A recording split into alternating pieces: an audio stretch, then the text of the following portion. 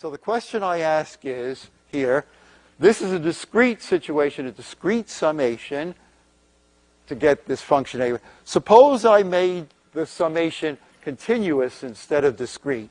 So I want the continuous analog.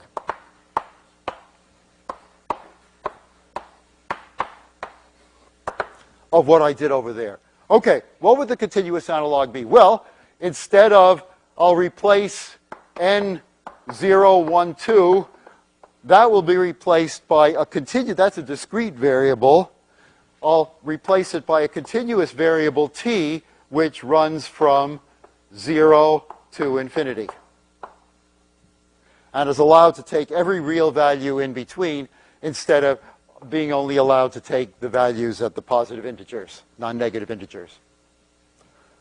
Okay, well, if I want to use t instead of n, I clearly cannot sum in the usual way over all real numbers, but the procedure which replaces summation over all real numbers is integration.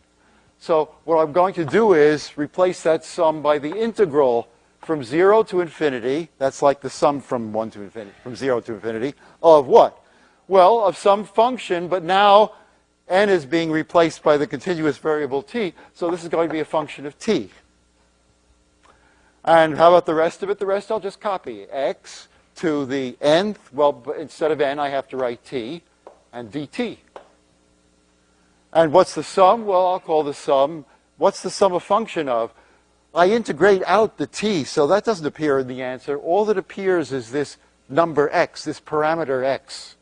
For each value of x, like 1, 2, or 26.3, this integral has a certain value, and I can calculate it.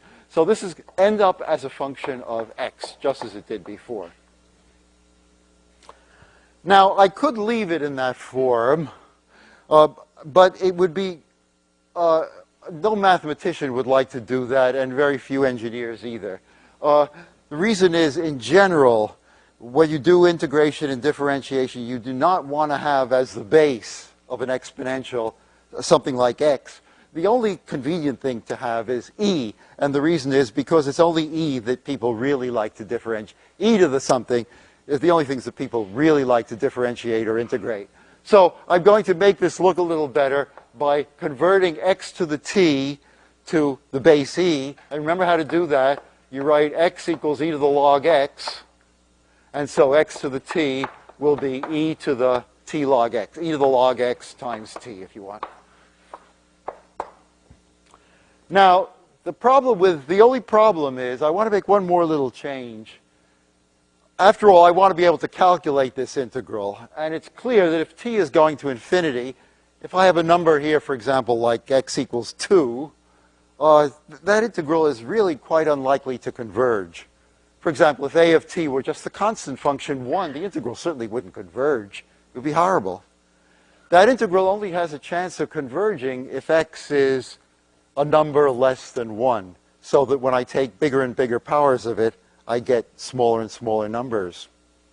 Don't forget, this is an improper integral going all the way up to infinity. Those need treatment, delicate handling.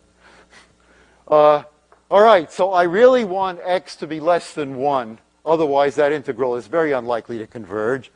I better have it positive, because if I allow it to be negative, I'm going to get into trouble with negative powers. See, what's minus 1, for example, to the 1/2 when t is 1/2? That's already imaginary. I don't want that. If you've got an exponential, the base has got to be a positive number. So I want x to be a positive number. All right. If x in my actual practice is going to lie between 0 and 1 in order to make the integral converge, how about log x? Well, log x, if x is less than 1, then the log of 1 is 0. So log x is going to be less than 0, and it's going to go all the way down to negative infinity. So this means log x is negative. In this interesting range of x, the log x is always going to be negative, and now I don't like that. In the first place, I'd like to call this by a new variable, since no one uses log x as a variable. And it would make sense to make it a negative. To make it negative, that is to write log x is equal to negative s. Let's put it on the other side. In order that, since log x is always going to be less than 0, then s will always be positive, and it's always more convenient to work with positive numbers instead of negative numbers. So if I make those changes, what happens to the integral? Well, I stress all these changes are just cosmetic to make things a little easier to work with in terms of symbols.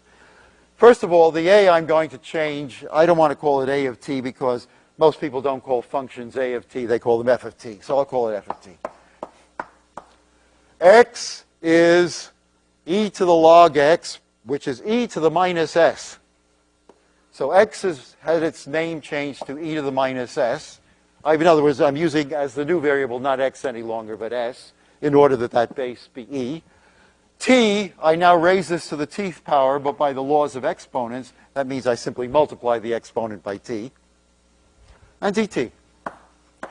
And now, since I'm calling the input function f of t, the output ought to be called capital F, but it's now a function, since I've changed the variable, it's now a function of s. It's no longer a function of x. If you like, you may think of this as a of, what's x? X is e to the negative s, I guess. I mean, no one would leave a function in that form. It's simply a function of s. And what is that? So what do we got, finally? What we have, dear hearts, is this thing, which, I stress, is nothing more than the continuous analog of the summation of a power series. This is the discrete version. This is, by these perfectly natural transformations, the continuous version of the same thing. It starts with a function defined for positive values of t and turns it into a function of s. And this is called the Laplace transform. Now, if I've done my work correctly, you should all be saying, oh, is that all? But I know you aren't, so it's okay. You'll get used to it.